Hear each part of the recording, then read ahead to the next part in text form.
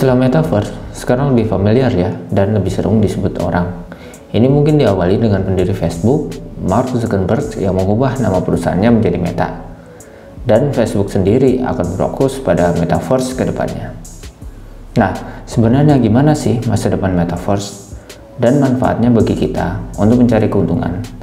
Apakah metaverse, sandbox, dan Decentraland merupakan metaverse yang menjanjikan? Yuk kita bahas. Assalamualaikum warahmatullahi wabarakatuh. Dengan Rizky di sini.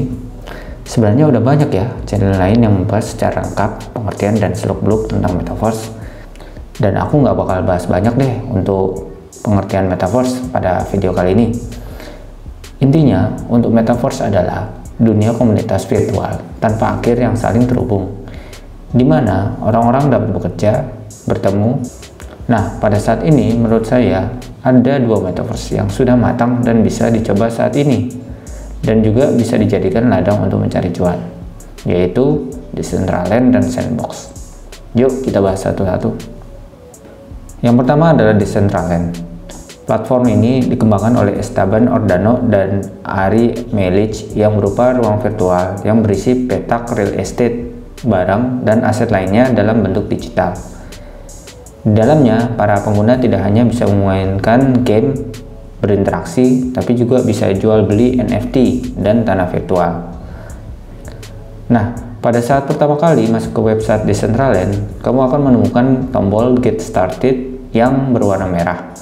Selanjutnya, kamu akan disuruh memilih untuk connect ke dompet digital kripto atau bermain sebagai guest.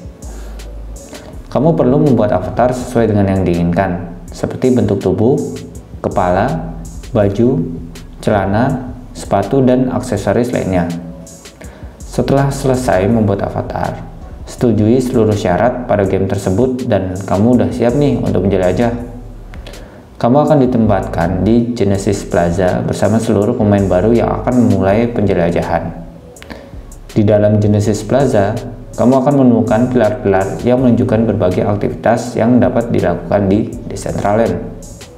Salah satu yang membuat Decentraland begitu dinikmati adalah kemampuan untuk melakukan jual beli tanah virtual.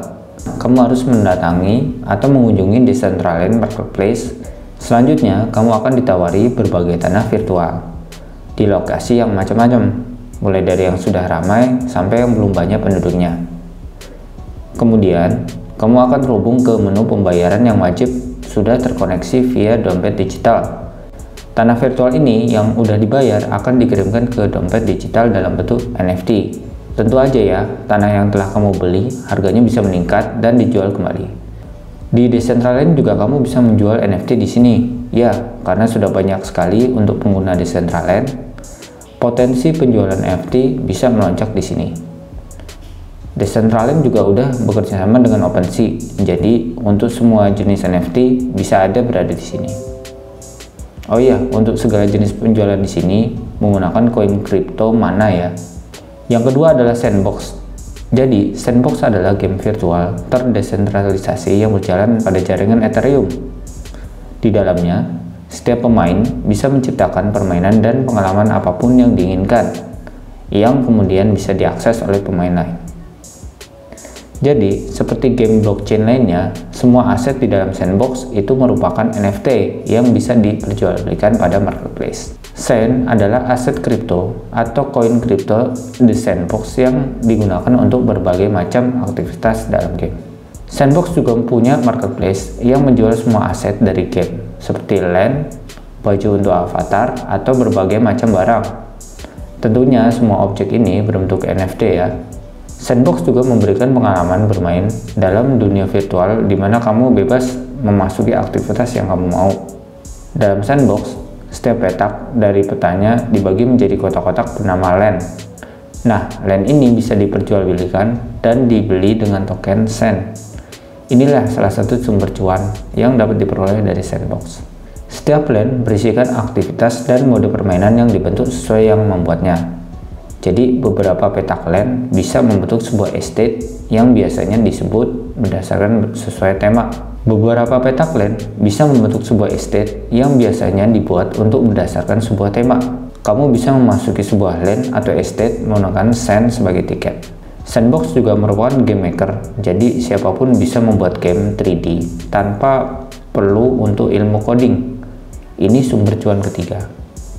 Hal inilah yang membuat potensi Sandbox tidak terbatas karena ia terfokus kepada kreativitas dari komunitas pengguna Sandbox. Jadi mana pilihanmu nih untuk Metaverse, Decentraland atau Sandbox? Tulis di kolom komentar ya.